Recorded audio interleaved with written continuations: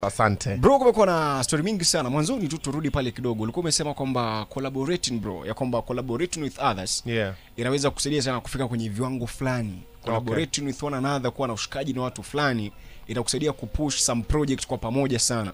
Kumekuwa na shida sana kati yako na Mlamwa. Na amesema kwamba wewe Duli mtu fulani ambaye unadandia mashow sana. Yaani ukiona mtu ametrend unadandia. Ukiona mtu amedandia na trend kidogo unadandia na story kumuhusu. Bwana vipi, let's do this thing, tufanye kitu kwa pamoja. Tatizo lako na Mlamwa bro vipi? Bro, I don't want to talk about that story right now. Let's talk about my project. Let's talk about important things. Let's talk about important people. Sitaki kuongelelea watu. Let's talk about important people. Kwa sababu hata pia nikiongea anything I say bado inaenda inakuwa shifted.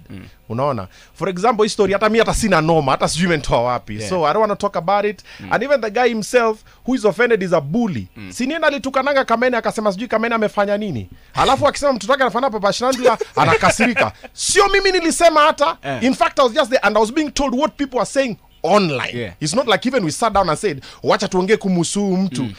Mimi sitaki kuongea hiyo story. Lakini bro, angalia kwanza hii story. Bro, with all due respect, sitaki kuongea hiyo story, sitaki kuongea hiyo mse. Let's talk about Wanyola. Let's talk about my show on 7th of June. It's happening. Nunua ticket yako M-Tickets. Come and watch stand up comedy. Talking about important people kama ulikuwa umeniambia, like na story ya Mlamwa unasema kwamba tusizungumzie. Bro, I don't want to talk. No, yani you mean that guy maybe is not important. Bro, asante sana kunihost. Munez, let's go. No, Oga, what's wrong bro?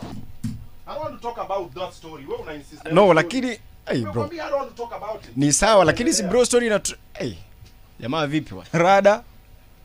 What's happening? So like the guy is living the interview that way bro. Si story peko na trend kwenye mitandao. Hata tunashindwa rada ni gani? I know this is wrong by the way.